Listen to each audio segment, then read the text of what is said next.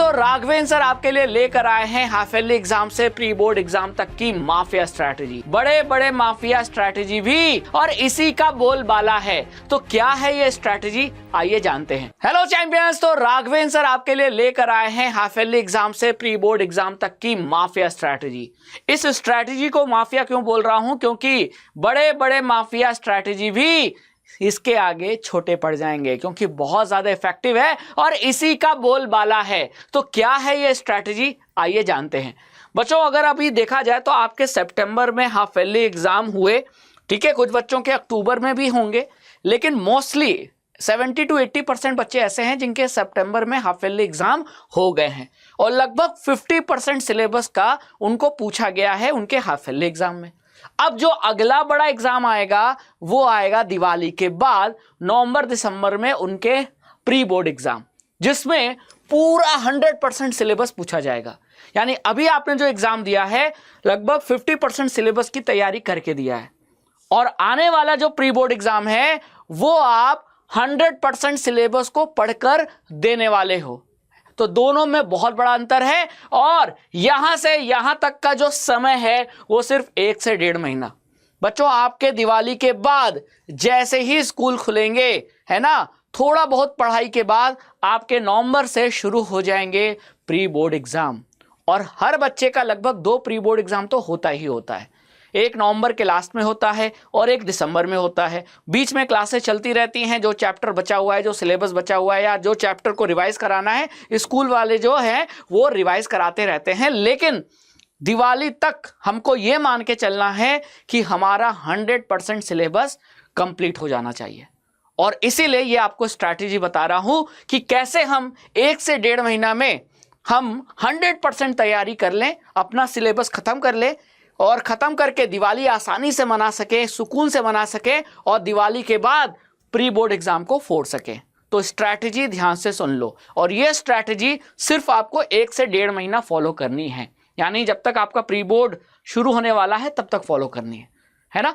और अभी मान के चलो कि दिवाली तक मुझे 100% सिलेबस खत्म करना है, लेकिन सिलेबस खत्म कैसे होगा, कैसे ये सब सारी चीज़ें इंप्लीमेंट होंगी, मैं आपको स्टेप वाइज बताता हूँ।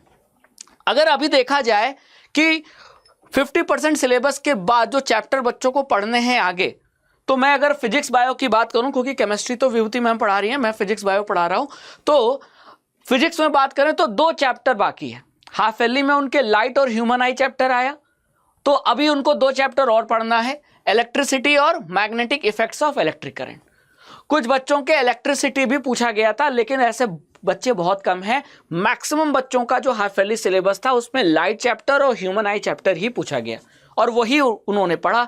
इसका मतलब अब उन्हें क्या पढ़ना है, 1 से 1.5 महीने में उन्हें ये फिजिक्स में 2 चैप्टर पढ़ने हैं, इलेक्ट्रिसिटी और magnetic effect of electric current, जो हम अपने लाइव सेशन पे अपने चैनल पे पढ़ा भी रहे हैं, है ना, पढ़ाएंगे भी, क्वेश्चन भी कराएंगे, उसकी चिंता आपको नहीं करनी है। बायो में बात करें तो बायो में मैंने आपको अभी तक 2 चैप्टर बहुत अच्छे से पढ़ाया है, लाइव प्रोसेसेस और कंट्रोल एंड कोऑर्डिनेशन। अब आपको बचा क्या है जो आपको अभी और पढ़ना है, तो अवर इन्वायरमेंट पढ़ना है, बहुत इजी चैप्टर है, बहुत आसानी से कवर भी हो जाएगा। हेरिडिटी बहुत इंपॉर्टेंट और हाउ डू ऑर्गेनिज्म रिप्रोड्यूस, ये चैप्टर ऐसा था कि कुछ बच्चों के हाफ ईयरली का भी पार्ट था, है ना। यानी कुछ बच्चों के हाफ ईयरली में live process, control and coordination सिर्फ 2 ही चैप्टर से क्वेश्चन आए, लेकिन कुछ बच्चों के सिलेबस में, हाफ ईयरली के सिलेबस में ये चैप्टर भी था। तो इसका मतलब उन बच्चों को सिर्फ 2 चैप्टर पढ़ने हैं बायो में, है ना, बात समझ में आई। लेकिन मोटा मोटी मान के चले तो फिजिक्स में ये 2 चैप्टर और बायो में ये 3 चैप्टर हमको अब 1 से 1.5 महीने में पढ़ने हैं। तो ये वो चैप्टर हैं जो अब आप पहली बार पढ़ने जा रहे हो, है ना, अभी तक आपने ये चैप्टर को टच भी नहीं किया है। तो हमें ये चैप्टर पढ़ना है, साथ ही साथ ये ध्यान रखना है कि जो 50% सिलेबस हमने हाफ ईयरली के लिए पढ़ा था वो चैप्टर दिमाग से गायब ना हो जाए, फिसल ना जाए। यानी हाफ ईयरली का जो सिलेबस है उसको साथ ही साथ रिवाइज भी करना है। तो आगे आने वाले चैप्टर्स को पढ़ना भी है और जो पहले पढ़ा है उसका रिवीजन भी करना है। तो पहली चीज ये दिमाग में रखो, ये मत सोचो कि हाफ ईयरली के लिए पढ़ लिया तो अब वो चैप्टर हमारा तैयार है। नए आपका मेन एग्जाम तो बोर्ड एग्जाम है ना, तो बोर्ड एग्जाम के लिए हमें याद रखना है।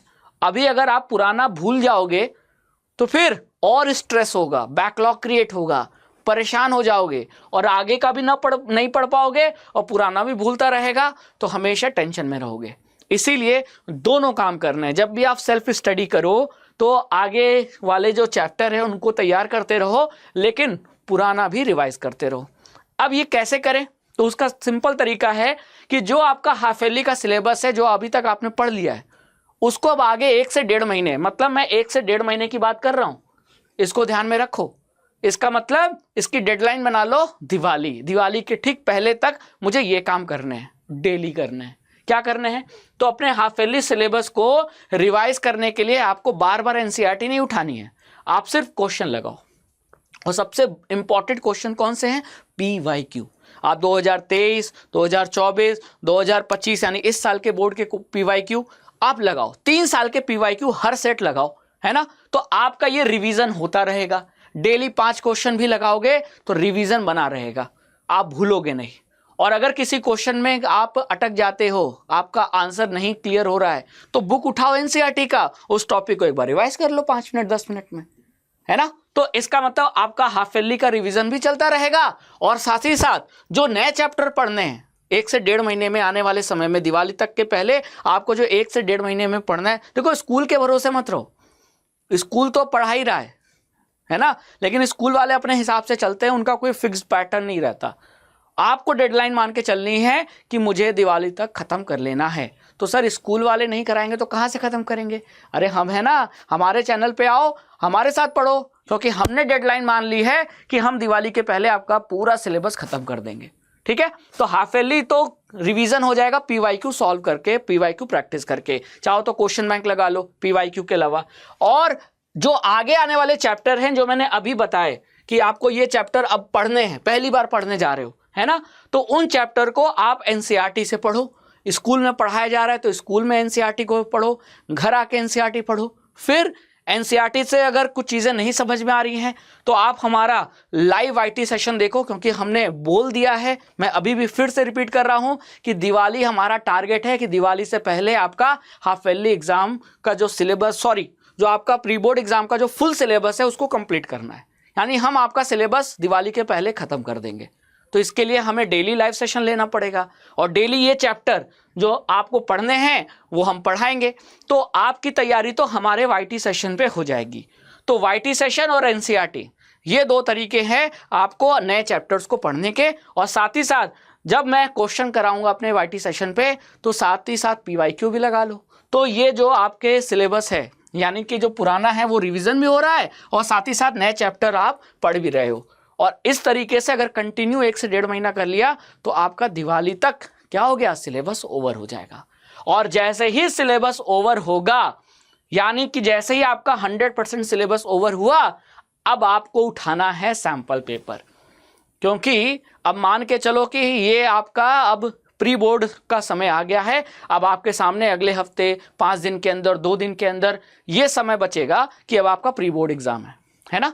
मैंने दिवाली तक का डेडलाइन लिया है, हो सकता है कि दिवाली के 1 हफ्ते बाद तक भी आप पढ़ो, अगर 100% सिलेबस नहीं हो पाता है ना। मैं तो ख़त्म करवा दूंगा अपने चैनल पे, लेकिन आपको ख़त्म करना है ना। हो सकता है दिवाली के 1 हफ्ते 10 दिन बाद और लग जाए आपको सिलेबस ख़त्म होने में, लेकिन जब भी सिलेबस ख़त्म हो, ये टारगेट रखना है कि हमें पहला टारगेट रखना है कि दिवाली तक ख़त्म कर लेना है। इनकेस नहीं होता है तो प्री बोर्ड के पहले तो हर हाल में ख़त्म कर लेना है। अब मान लीजिए आज का दिन आपका सिलेबस ख़त्म हो गया और 1 हफ्ते बाद आपका प्री बोर्ड एग्जाम है साइंस का, तो अब उठाना है क्या, उस 1 हफ्ते 10 दिन के दौरान जो आपका गैप है, अब उठाना है सैंपल पेपर। अब सैंपल पेपर अब उठाओगे, अब आपको 3 घंटे में टाइमर सेट करना है और पूरा 3 घंटे बैठकर एक सैंपल पेपर सॉल्व करना है। तो अब ये सही समय है सैंपल पेपर लगाने का, क्योंकि 3 घंटे में टाइम मैनेजमेंट को ध्यान में रखते हुए कि एक भी क्वेश्चन ना छूटे, स्पीड भी मेंटेन हो, एक्यूरेसी भी हो और हम हर क्वेश्चन का आंसर प्रॉपर प्रेजेंट कर सकें, वो आप सैंपल पेपर जब लगाते हो तभी सीखने को मिलता है। लेकिन सैंपल पेपर कई बच्चे गलत लगाते हैं, मतलब सैंपल पेपर आधा लगाया आज, आधा लगाया कल, ऐसे नहीं बात बनेगी। पूरा 3 घंटा लगाइए, 80 नंबर का फुल सिलेबस का सैंपल पेपर के सारे क्वेश्चन आप लिखिए, उसके आंसर, और फिर उसे क्रॉस चेक कीजिए। और आपको ये जानकर बहुत खुशी मिलने वाली है कि हम भी सैंपल पेपर अपने वाईटी पर फ्री सॉल्व करवाएंगे।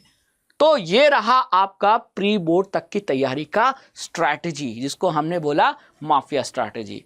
और बच्चों, टॉप स्टूडेंट्स में माफिया बनना है ना, टॉपर्स में माफिया मतलब जिसका दबदबा हो, जिसको देखते ही लोग कहें अरे वो जा रहा है टॉपर, है ना। तो ऐसा आपको ये स्ट्रैटेजी से ही मिलेगा।